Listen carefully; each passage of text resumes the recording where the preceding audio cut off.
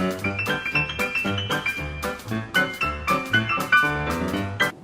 Ed Rude.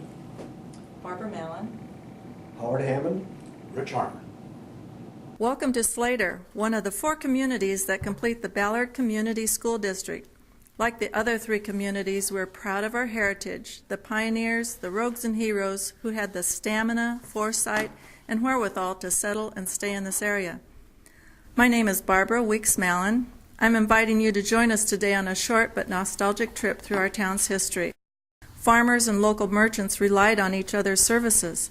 Farmers brought their eggs and milk to the creamery, cows and pigs to the butcher, and the grain to the elevator. They picked up their needed supplies that were delivered to the merchants by train. My father began school in 1921 in the one-room country school in our section, which offered 1st through 8th grade. Like many others of his era, as the oldest, he didn't continue his education, but rather stayed home to help on the farm, allowing his younger brothers and sisters to go to school. So Slater is known as the town that moved. Which buildings were moved in Slater? Well, we talked about the railroad from Sheldon going north to Ames, Northwestern. And so obviously they didn't put those buildings on the railroad and bring them to Slater, but those 50-some buildings that were transported were done with planks and rollers and across the farm field. And a few people even think they remember where that trail was adjacent and parallel with the railroad to bring those buildings to Slater. Sometimes took as long as almost a week to get one building from Sheldon to what was to be Sheldon Crossing. And we moved things like a grain elevator, That was one of the first buildings. as well as houses, and there are still a number of those houses in town that were moved. They're still there, still being used. Were there any hobo jungles?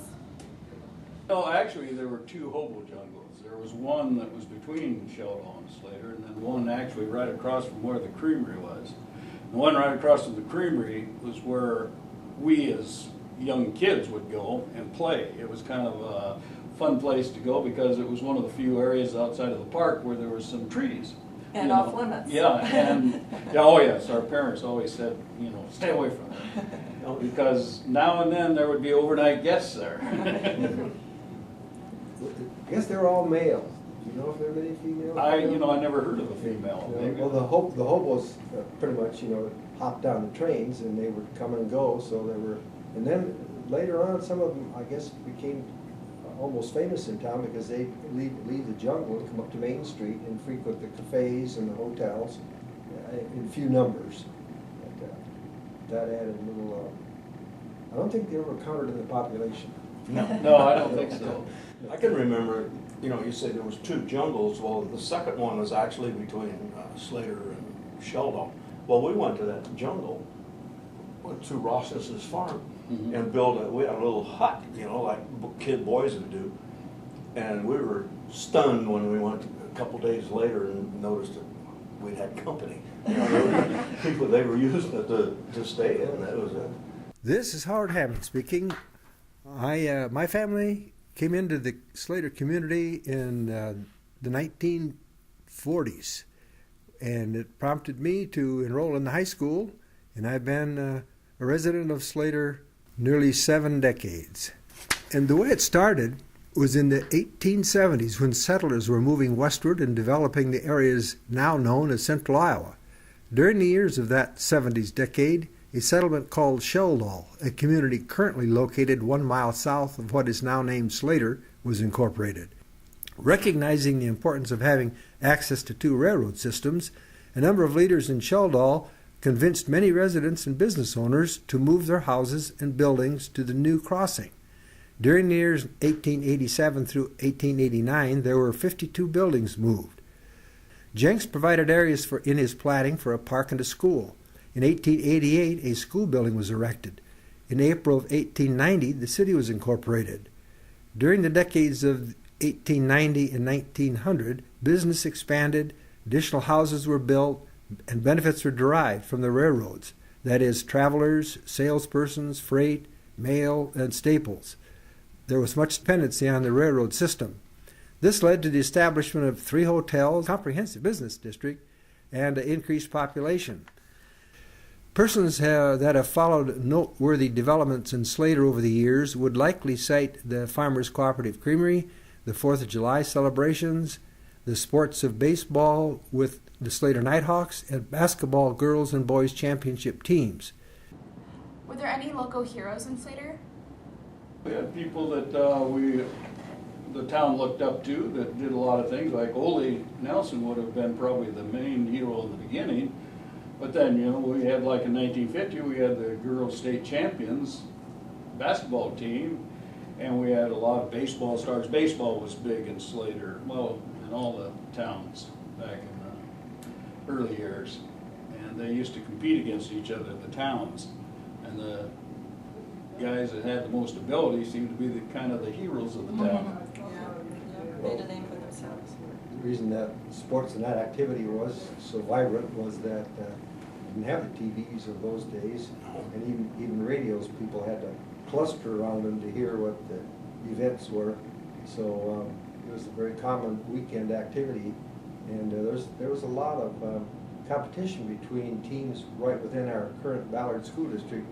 There was some knockdown, drag-out baseball games between Cambridge and Slater, and accusations even flew about who had imported some players to make their team richer, things like that. So that got in.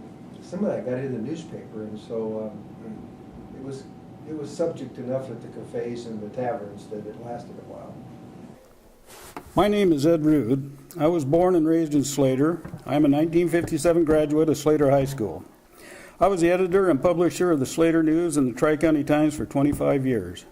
My grandfather, mother, father, mother-in-law, father-in-law, and wife have all been business people in Slater. When the Chicago, Milwaukee, and St. Paul Railroad moved their crossing with the Northwestern Line a mile north of Sheldon, it promoted an exodus of businesses from Sheldon to what was soon to become the town of Slater. This took place during 1887 through 1889. Before a dial system, telephone service required an operator. During the 1950s, Marge Schwim not only served as the operator, she also was the immediate news source. She would call each home's phone in case of emergencies, such as school being called off because of the weather. Were there any big decisions?